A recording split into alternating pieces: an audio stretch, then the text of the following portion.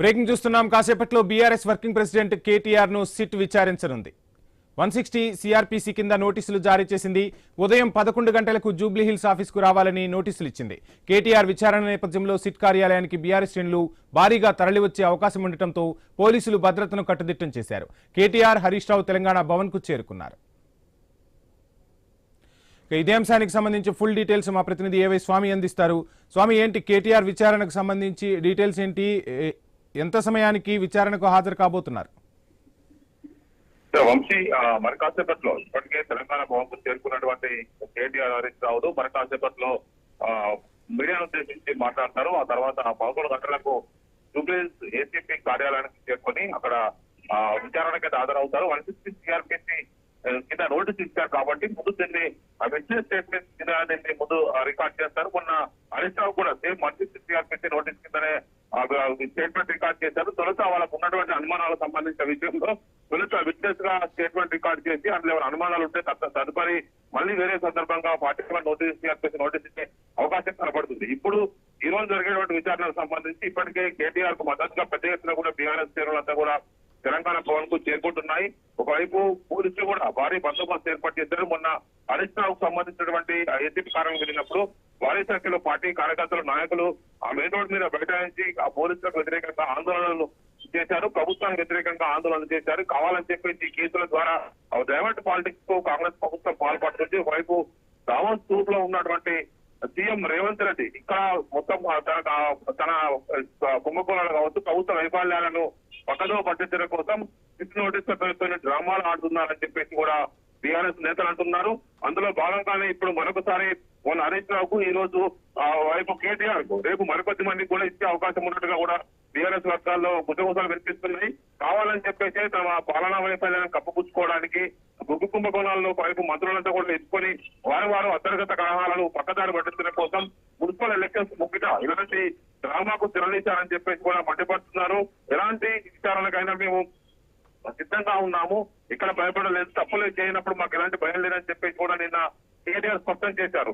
అయితే కేటీఆర్ వెంట ఈ రోజు ఒకవైపు అడ్వకేట్ అలవాటు చేస్తారనే కూడా చూడాల్సి ఉంది. మొన్న హరీష్ రావు వెంట అడ్వకేట్స్ ని అలవాటు చేయలేదు.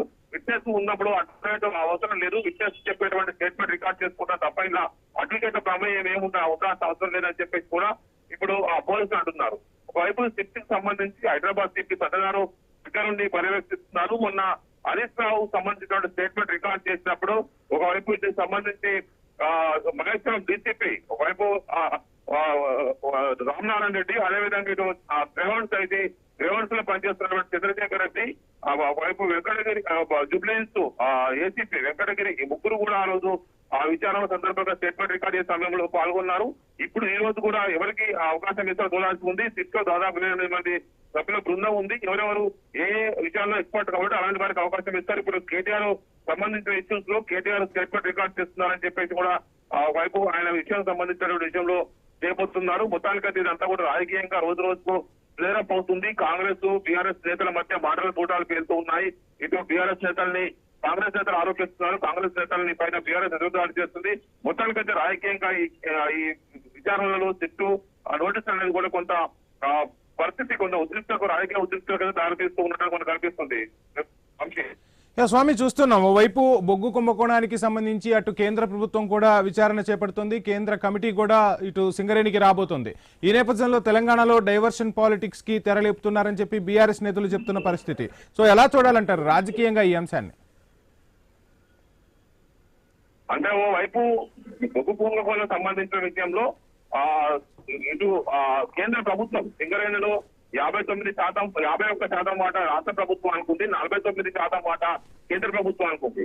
కానీ యాజమాన్య విషయానికి వస్తే కేంద్ర కోల్ ఇండియా నుంచి కొద్దిమంది సభ్యులు, సింగరేణి నుంచి బోర్డు సభ్యులు పెద్ద ఎత్తున ఉంటారు కాబట్టి వారికి ఇప్పుడు జరిగినటువంటి పరిణామాల్లో ఎందుకు 9 టెండర్స్ రద్దు చేయాల్సి వచ్చింది, భారతదేశ పరిస్థితులు ఏందని చెప్పేసి కేంద్ర బొగ్గు గనుల శాఖ మంత్రి కిషన్ రెడ్డి నిన్న ఇద్దరు అధికారులతో ఒక విచారణ బృందాన్ని అయితే ఏర్పాటు చేయడం జరిగింది. వాళ్ళు తెలంగాణకు వచ్చి పర్యటించి ఇక్కడ జరుగుతున్నటువంటి పరిణామాలను వాళ్ళకు అంచనా వేసుకొని కేంద్ర ప్రభుత్వానికి అయితే రిపోర్ట్ చేయనున్నారు.